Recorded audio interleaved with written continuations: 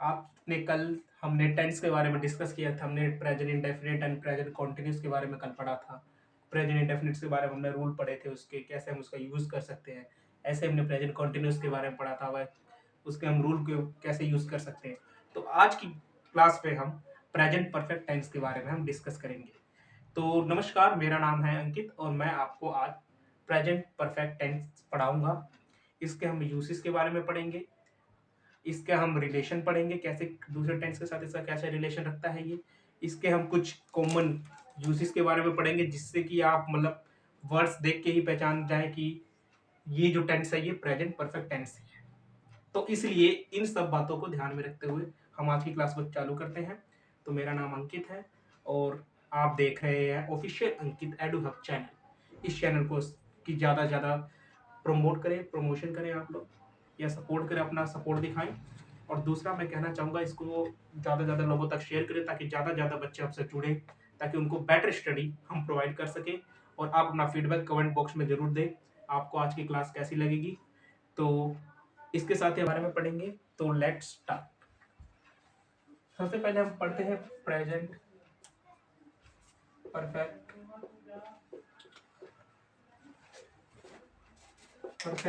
Tense.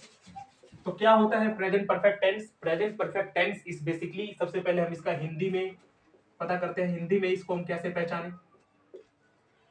Hindi में इसको पहचानने का सबसे बड़ा तरीका यही है कि जिन भी वाक्यों के अंत में, जिन भी वाक्यों के अंत में चुका है, चुके हैं, चुकी है इत्यादि आता है, तो ये सभी वाक्य जो हैं हमारे प्रेजेंट परफेक्ट टेंस के होते हैं। प्रेजेंट परफेक्ट टेंस से हम इसके रूल के बारे में पढ़ते हैं कि what is the rule of the tense, how to we know in English, because हमें इंग्लिश में करना है, हमारे बोर्ड एग्जाम में तो इंग्लिश में आएगा, तो हमें इंग्लिश में करना पड़ेगा। हिंदी में रूल है कि जिन भी वाक्यों के अंत में चुका है, चुके हैं, चुकी है, चुका हुआ आता है, तो वो हमारे कौन से होते हैं? Present perfect tense. एक मैं एग्जांपल की तरफ लेके चलता हूं, जैसे कि राम खाना खा चुका है। अब राम खाना खा चुका है, रूल वही है जो हम पहले पढ़ते आए हैं। रूल हमारे पास टेंस के लिए हमने पहले भी रूल, कल भी रूल की बात डिस्कस की थी। हमारे पास क्या होता है? एक सब्जेक्ट होता है, एक वर्ब होती है, हेल्पिंग वर्ब होती है और ऑब्जेक्ट होता है। तो ऐसे ही इसके अंदर भी हम, हिंदी के अंदर भी ऐसे ही सेम रूल काम करता है। हिंदी में भी क्या होता है? सबसे पहले सब्जेक्ट होता है, काम को करने वाले जिसे हम कर्ता बोलते हैं। ऐसे ही हमारे पास ये क्रिया हो गई, ये ऑब्जेक्ट हो गया, सॉरी ये ऑब्जेक्ट है, ये कर्म है और ये क्रिया है खाना। और चुका हूं, ये हमें बता रहा है कि चुका हूं है, तो यानी कौन सा टेंस की बात कर रहा है? परफेक्ट टेंस की बात कर रहा है। और परफेक्ट टेंस भी कौन सा है। तो अगर है तो प्रेजेंट परफेक्ट टेंस की बात कर रहा है। इस चीज का ध्यान रखिएगा। तो मैं इसका रूल लिखता हूं। रूल इसका क्या कहता है? अफर्मेटिव का रूल, या फिर आप कह सकते हैं सिंपल का रूल। क्या कह रहा है इसका? इसका सिंपल का रूल बेसिकली कहता है सब्जेक्ट होगा एक हमारे पास हेल्पिंग वर्ब होगी, एक हमारे पास वर्ब होगी। लेकिन गाइस इस चीज का बहुत इंपॉर्टेंट ध्यान रखना, परफेक्ट टेंस की जब बात की जाए, परफेक्ट टेंस, तो जितने भी हमारे परफेक्ट टेंस है, चाहे वो प्रेजेंट परफेक्ट टेंस हो, पास्ट परफेक्ट टेंस हो या फ्यूचर परफेक्ट टेंस हो, सबके अंदर वर्ब की एक ही फॉर्म को हम यूज करेंगे, ओनली थर्ड फॉर्म। इस बात को ध्यान में रखेगा, ओनली थर्ड फॉर्म, और ऑब्जेक्ट हमारे पास लास्ट में होता ही है। तो हमारे पास रूल क्या कह रहा है? Subject plus helping verb plus verb की थर्ड फॉर्म प्लस ऑब्जेक्ट। ये हमारा अफर्मेटिव का रूल है। अब यहाँ पे हेल्पिंग वर्ब की बात आती है। हेल्पिंग वर्ब कौन सी होगी? यहाँ पे गाइस सिर्फ दो ही हेल्पिंग वर्ब होती है, हैज और हैव। हैज और हैव। सबसे पहले हमें ये पता होना चाहिए हैज किसके साथ लगता है और हैव किसके साथ लगता है, क्योंकि ये इंपॉर्टेंट बात है। तो मैं यहाँ पे साइड में ब्लू मार्कर से लिखता हूं कि हम कहाँ पे हैज का यूज करें और कहाँ पे हैव का यूज करें। तो मेरा हैज जो है, यह मेरा हैव। सबसे पहले हम पर्सन की बात कर लेते हैं। हमारे पास थ्री टाइप्स के पर्सन होते थे। First second and even third. तीन टाइप के पर्सन हमारे पास होते हैं, first second and third, first second और थर्ड। फर्स्ट पर्सन में हमने क्या पढ़ा था, हमने पढ़ा था आई और वी। सेकंड पर्सन हमने पढ़ा था यू, एंड थर्ड पर्सन में हमने पढ़ा था ही, शी, इट और एनी नेम, कोई भी नाम हो सकता है, रोहन, देव, रोहन, मोहन, सोहन, कुछ भी, तो कोई भी नेम हो सकता है। तो ये हमारे पास पर्सन, सिर्फ थ्री टाइप्स के पर्सन हमारे पास आ गए। फर्स्ट पर्सन हमारे पास आई और वी, सेकंड पर्सन हमारे पास यू, एंड थर्ड पर्सन हमारे पास ही, शी, इट और एनी नेम। अब इसमें से ये किसके साथ लगेगा और ये किसके साथ लगेगा, ये भी पता होना चाहिए। हैज बेसिकली किसके साथ लगता है, हैज उस सब्जेक्ट के साथ लगता है जो क्या होता है, थर्ड पर्सन होता है। और थर्ड पर्सन होने के लिए हमने पढ़ा था, थर्ड पर्सन में हम दो तरीके के सब्जेक्ट की बात करते हैं, या तो सब्जेक्ट हमारा सिंगुलर होगा या फिर सब्जेक्ट हमारा प्लूरल होगा। लेकिन ठीक वैसे ही जैसे कि हमने पिछली क्लास के अंदर पढ़ा था कि जो हमारा सिंगुलर सब्जेक्ट के साथ हमने इसका इस्तेमाल किया था, ऐसे ही यहाँ पे भी सिंगुलर सब्जेक्ट के साथ हम हैज का इस्तेमाल करेंगे, और बाकी प्लूरल सब्जेक्ट के साथ, फर्स्ट पर्सन के साथ, सेकंड पर्सन के साथ हम किसका यूज करेंगे, हैव का यूज करेंगे। इसको एक एग्जांपल के माध्यम से समझाता हूं मैं आपको। आपने रूल लिख लिया होगा। अब हम इस जो हमने एग्जांपल लिया था सेंटेंस हिंदी वाला, इसको हम इंग्लिश में ट्रांसलेट करके देखते हैं कि कैसे हम कर सकते हैं। तो बेसिकली ये हमारे पास राम है, ये सब्जेक्ट हो गया, तो सब्जेक्ट ऐसे लिखेंगे हम एज इट इज। सब्जेक्ट हमारे पास राम हो गया। अब सब्जेक्ट के बाद हमने पढ़ा था हेल्पिंग वर्ब आएगी। अब राम, मुझे एक बात बताइए, राम कौन है, क्या मैं राम हूं या आप राम है? नहीं, राम कौन है, थर्ड पर्सन है जो यहाँ पे मौजूद नहीं है, तो राम थर्ड पर्सन है। अब राम अकेला व्यक्ति है, अगर राम अकेला व्यक्ति है तो रूल याद करिए, अगर अकेला व्यक्ति है तो उसके साथ क्या लगेगा, हमेशा हैज लगेगा। अब खाना है, खाने को इंग्लिश में क्या बोलते हैं, ईट, और ईट की थर्ड फॉर्म क्या होती है, ईट, एट, ईटन, तो यहाँ पे क्या लगेगी, ईटन। अब खा क्या रहा है, खाना ही खा रहा है, द फूड, तो क्या आ जाएगा हमारे पास, सेंटेंस बन जाएगा Ram has eaten the food. ये हमारे पास सेंटेंस है, Ram has eaten the food. अब हमें इसके लिए सबसे बेसिकली, सबसे पहले कोई भी सेंटेंस हो, सबसे पहले हमें क्या उसमें पता लगाना है कि उसमें बात किसकी हो रही है। हिंदी में अगर हमें पता लगाना है, हिंदी में हमें पता है कि चुका है आएगा, चुका हूं आएगा, चुका हूं आएगा, चुकी हूं आएगा, तो उन सारों के अंदर क्या लगेगा हमारे पास, केवल और केवल परफेक्ट टेंस लगेगा। वही परफेक्ट कौन सा टेंस जिसके हम डिस्कस कर रहे हैं आज, that is the present perfect tense. It's an important. तो प्रेजेंट परफेक्ट टेंस का एक एग्जांपल हमने ले लिया, एक और एग्जांपल लेके दिखाता हूं मैं आपको। जैसे कि मैंने अपना काम पूरा कर लिया है।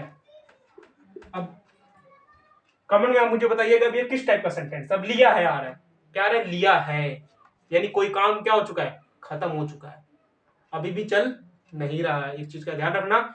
कॉन्टिन्यूस में हमने पिछली क्लास में पढ़ा था कि काम चल रहा है, लेकिन परफेक्ट का काम ही क्या है कि परफेक्ट हो गया, यानी परफेक्ट का मतलब यह कि वो काम खत्म हो चुका है। अब जब परफेक्ट का मतलब काम खत्म हो चुका है तो उसको मैं बनाता हूं।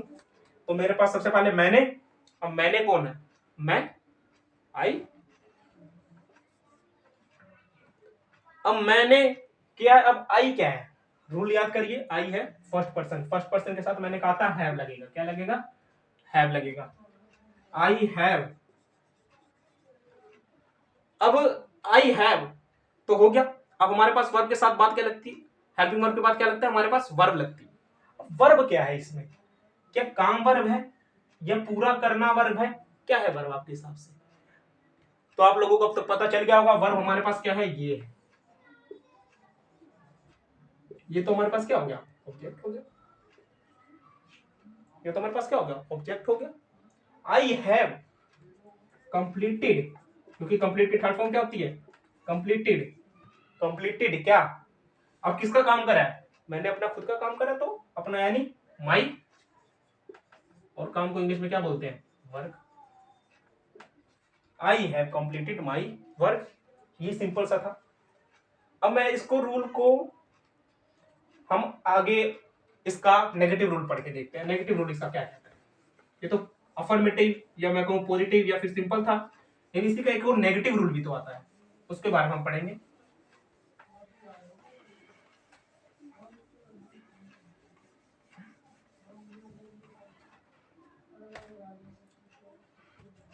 तो हम परफेक्ट टेंस का नेगेटिव पढ़ते हैं। How to make a negative sentence. Negative sentence बनाने का रूल क्या कहता है? सब्जेक्ट होगा, हेल्पिंग वर्ब होगी। अब हेल्पिंग वर्ब के साथ ही क्या लगेगा? नोट लग जाएगा। प्लस में क्या आ जाएगी? वर्ब की थर्ड फॉर्म प्लस ऑब्जेक्ट। क्या आया हमारे पास? सब्जेक्ट आया, हेल्पिंग वर्ब आई, नोट आया, वर्ब की थर्ड फॉर्म आई और ऑब्जेक्ट आ गया। यही हमारे पास है। इसका मैं एक एग्जांपल लेके चलता हूं। सोहन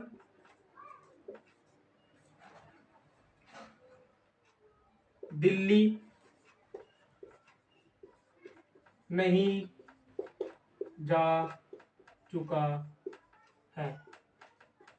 कि सोहन दिल्ली नहीं जा चुका है। सोहन दिल्ली नहीं जा चुका है। इसको मैं बना के देखो जरा। सोहन एडजेक्टिव। अब सोहन नहीं जा चुका है, सोहन नहीं जा चुका। अब सोहन कौन है? थर्ड पर्सन है, थर्ड पर्सन है, सिंगुलर है, तो सोहन हैज। अब मैंने हेल्पिंग वर्ब के बाद क्या कहा? तुरंत क्या आना चाहिए? नोट। अब जाने का इंग्लिश में क्या बोलते हैं? Go, go went gone. Third form क्या हो गया हमारे पास? Gone, gone to Delhi. Sohan has not gone to Delhi. Sohan Delhi नहीं जा चुका है। सोहन दिल्ली नहीं जा चुका है तो क्या आएगा? Sohan has not gone to Delhi.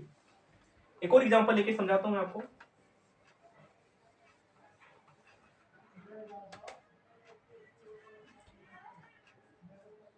हमने टीवी नहीं देखा है। हमने टीवी नहीं देखा है। अब हमने में कौन है? हम यानी फर्स्ट पर्सन, वी। तो रूल के हिसाब से बनाएंगे। सब्जेक्ट हमारे पास यहाँ पे क्या आ गया? वी आ गया। वी के साथ अब हमने रूल पढ़ा है। रूल हमारा क्या कहता है? वी क्या है? फर्स्ट पर्सन है। और फर्स्ट पर्सन के साथ क्या लगेगा? फर्स्ट पर्सन के साथ क्या लगेगा? फर्स्ट पर्सन के साथ लगेगा हैव। क्या लगेगा? हैव। We have. हैव के साथ क्या लगेगा? नोट। We have not. क्या नहीं देखा? देखने को क्या बोलते हैं?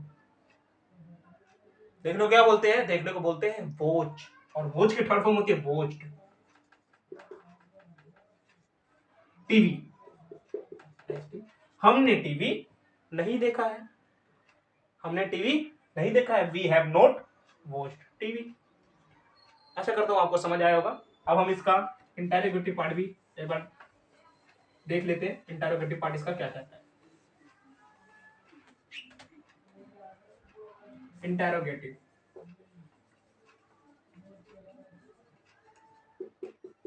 इंटरोगेटिव पार्ट क्या कह रहा है? इसका इंटरोगेटिव पार्ट हमारे पास क्या रहा है? इंटरोगेटिव का मतलब क्या है? प्रश्न। सबसे पहले इंटरोगेटिव का कभी भी इंटरोगेटिव की बात हो तो वहां पे आपके दिमाग में एक ही ख्याल आना चाहिए। उसकी किसकी बात कर रहा है? वो क्या कर रहा है? प्रश्नवाचक। जहां पे क्या लगेगा? क्वेश्चन मार्क लगेगा। क्वेश्चन मार्क अगर लगेगा तो यहाँ पे क्या हो जाएगा? क्वेश्चन मार्क वाले हम पहले भी करके आए हैं। जितने भी क्वेश्चन मार्क वाले उसको सबसे पहले क्या हो जाता है? हेल्पिंग वर्ब जो है वो क्या आ जाती है? बाहर आ जाती है। हेल्पिंग वर्ब के साथ क्या लग जाता है? सब्जेक्ट लग जाता है। सब्जेक्ट के साथ तुरंत बाद हमने पिछले ही पढ़ गए हैं, क्या लगेगी? वर्ब लग जाएगी। वर्ब के साथ क्या लग जाएगा? अब वर्ब आ गई, क्या बच गया? ऑब्जेक्ट बच गया और क्वेश्चन मार्क इसके साथ हम लेके चलेंगे। तो क्या हमारे पास रूल क्या कह रहा है? Helping verb plus subject plus verb की थर्ड फॉर्म प्लस ऑब्जेक्ट। अब इसका एक एग्जांपल लेके चलता हूं। एग्जांपल है, क्या वे खेल चुके हैं? क्या वे खेल चुके हैं? क्या वे खेल चुके हैं? अब क्या वे खेल चुके हैं? अब क्या क्या है? प्रश्न पूछ रहा है। प्रश्न पूछ रहा है और लास्ट में क्या लग रखा है? Question mark. तो हम समझ जाएंगे किसकी बात कर रहा है? इंटेरोगेशन की बात कर रहा है। इंटेरोगेटिव सेंटेंस है। इंटेरोगेटिव सेंटेंस है। इंटेरोगेटिव अभी कौन सा है? प्रेजेंट परफेक्ट टेंस है। क्यों? क्योंकि लास्ट में क्या है? चुके हैं। तो क्या वे खेल चुके हैं? तो इसको हम बनाते हैं, हेल्पिंग वर्ब लगाएंगे हम यहाँ पे। अब हमें हेल्पिंग वर्ब किसको देख के, सब्जेक्ट को देख के लगानी है। हेल्पिंग वर्ब किसको देख के लगाना है? सब्जेक्ट को देख के, ध्यान में रख के लगाना है। तो सब्जेक्ट मेरे पास है वे। अब वे मैं तो नहीं हूं ना आप है। वे कौन है? थर्ड पर्सन है। थर्ड पर्सन है। थर्ड पर्सन भी कौन सा? प्लूरल है। अगर वो थर्ड पर्सन प्लूरल है तो उसके साथ क्या लगेगा? अब थर्ड पर्सन दे की इंग्लिश क्या होती है? दे। हम पढ़ के आए हैं, रूल हमारा क्या कहता है? थर्ड पर्सन हो, प्लूरल हो तो क्या लगना चाहिए? हैव लगना चाहिए। ध्यान रखिएगा, हैस नहीं लगेगा। हैस केवल उसी के साथ लगेगा जो क्या होगा? थर्ड पर्सन सिंगुलर होगा। बट यहाँ पे थर्ड पर्सन तो है, बट कंडीशन सेटिस्फाई कौन से नहीं कर रहा? सिंगुलर की। यहाँ पे कंडीशन आ रही है प्लूरल की, तो यहाँ पे हम लिखेंगे हैव दे। हैव सब्जेक्ट हो गया, वर्ब आएगी, वर्ब है प्ले, प्ले की third form played. Have they played? अब प्लेड क्वेश्चन मार्क, क्योंकि यहाँ पे ऑब्जेक्ट की बात ही नहीं हो रही, क्योंकि यहाँ पे ऑब्जेक्ट है ही नहीं। हैव दे प्लेड, क्या वे खेल चुके? सिंपल सा सेंटेंस है। एक और सेंटेंस हम बना के देखते हैं।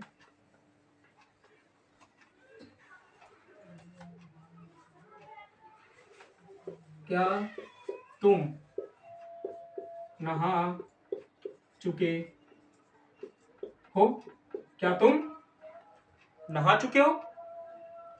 अब तुम क्या है? तुम क्या है? तुम है सेकंड पर्सन। क्या है? Second person. तुम क्या है? Second person.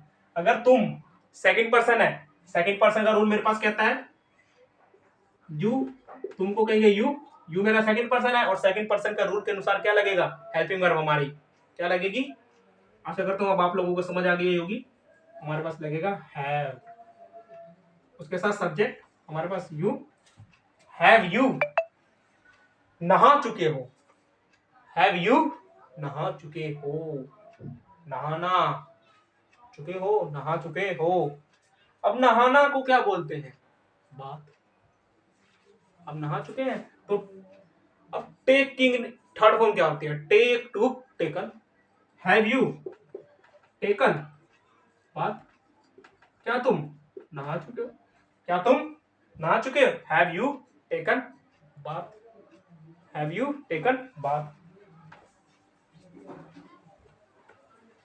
तो आपने ये पढ़ लिया होगा।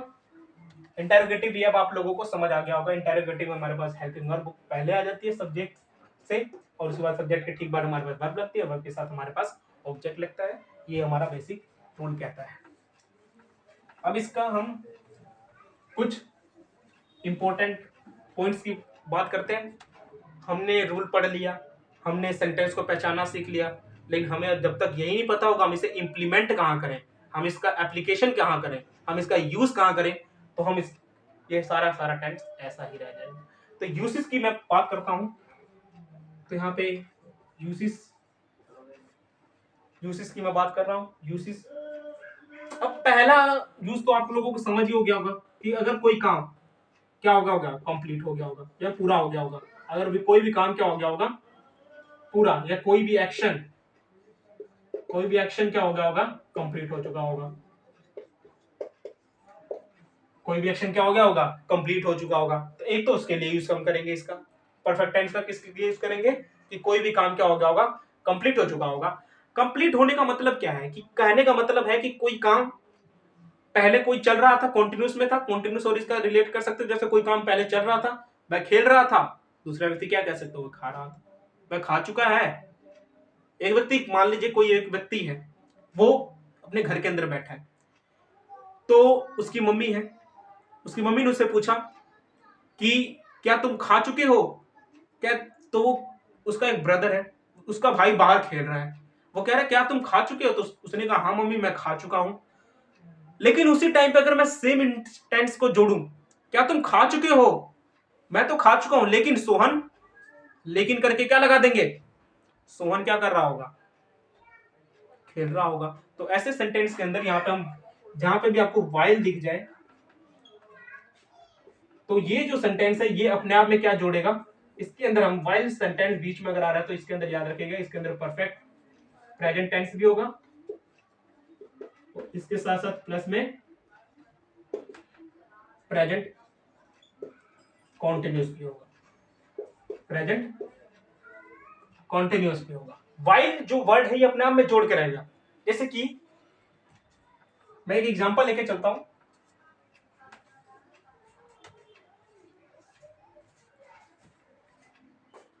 Ram has completed Ram has completed his work while Ram has completed his work while his brother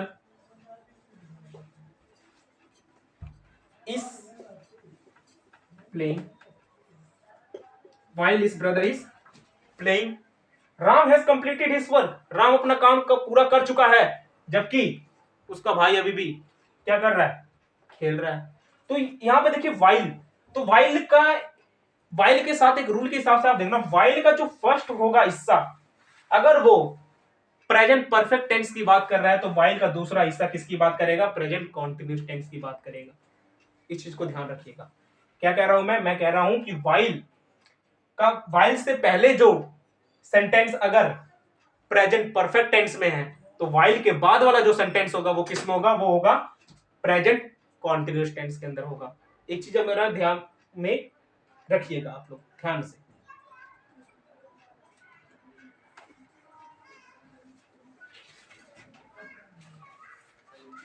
आशा करता हूं आपको ये समझ आया होगा। इसके साथ ही इसके हम कुछ कॉमन वर्ड्स होते हैं उसके बारे में हम पता कर लें कि एक कुछ मान लीजिए सेंटेंस में कुछ कॉमन वर्ड्स होते हैं, आप उसे ट्रिक्स भी बोल सकते हो कि अगर आपको ये वर्ड्स अगर दिखते हैं वहां पे तो आप इनसे इजीली पहचान सकते हैं कि ये टेंस प्रेजेंट परफेक्ट टेंस है। उन वर्ड्स की हम बात कर लेते हैं एक बार, कौन से हैं वर्ड्स के बारे में पता चले। फर्स्ट वर्ड है हमारे पास ऑलरेडी। क्या है, ऑलरेडी। ऑलरेडी का मतलब है ऑलरेडी अपने आप में बता रहा, ऑलरेडी यानी हो चुका है कोई काम पहले ही, ऑलरेडी पहले ही हो गया, यानी कोई काम पहले ही हो गया। I have eaten my breakfast already, मैंने अपना ब्रेकफास्ट पहले ही कर लिया है। I have done my homework already, मैंने पहले ही अपना काम पूरा कर लिया है। तो ऑलरेडी शब्द में हम लिख सकते हैं जैसे कि I have eaten my breakfast already. इस चीज का ध्यान रखिएगा। सेकंड इसका जो है जस्ट, सेकंड आप पहचान सकते हो जस्ट से। जस्ट से कैसे, जस्ट अभी अभी, अगर कोई बात अभी अभी हो रही है तो वो कहने का मतलब है कि वो बात खत्म हो चुकी है। अगर अभी अभी की बात कर रहा है, जस्ट की बात कर रहा है, तो इसका मतलब क्या है कि वो बात खत्म हो चुकी है। तो जस्ट जैसे लिख सकता हूं मैं, I have just reached the school. I have just reached the school. I have just reached the school. मैं हो गया जस्ट, जस्ट का मतलब, अब जस्ट की बात करते हैं। जस्ट क्या कह रहा है, जस्ट अपने आप में क्या बता रहा है कि अभी अभी। जस्ट क्या है, अभी अभी कोई काम अभी अभी हुआ है बट लेकिन कंप्लीट हो चुका है। अगर वो अभी अभी हुआ है इसका मतलब अगर वो कंप्लीट हो चुका है तो वो किसकी श्रेणी में जाएगा, वो जाएगा प्रेजेंट परफेक्ट टेंस की श्रेणी में। और प्रेजेंट परफेक्ट टेंस में आई have just reached the school, मैं अभी अभी स्कूल पहुंचा हूं, मैं अभी अभी स्कूल पहुंचा हूं। आई have just gone to market। I have just gone to market। अभी जस्ट अपने आप में क्या बता रहा है, जस्ट बता रहा है कि किसका है, प्रेजेंट परफेक्ट है। I have just gone to market, मैं अभी अभी गया हूं। मैं I have gone to market just भी बोल सकते हो आप, I have just gone to market, I have gone to market just बोल सकते हैं आप। ये भी लिख सकते हो, the train has arrived just. क्या, the train has arrived just, गाड़ी अभी अभी पहुंची है, गाड़ी क्या पहुंची है, अभी अभी पहुंची है। तो आप यहाँ पे लगा सकते हैं the train has arrived just. अभी लिख सकते हो I have reached the school just, I have gone to market just. मतलब आप जस्ट का लास्ट में इस्तेमाल कर सकते हैं, कोई दिक्कत नहीं है। The train has arrived just, कि अभी भी पहुंची है गाड़ी। आशा करता हूं आपको जस्ट वाले सेंटेंस को भी पता चल रहा होगा।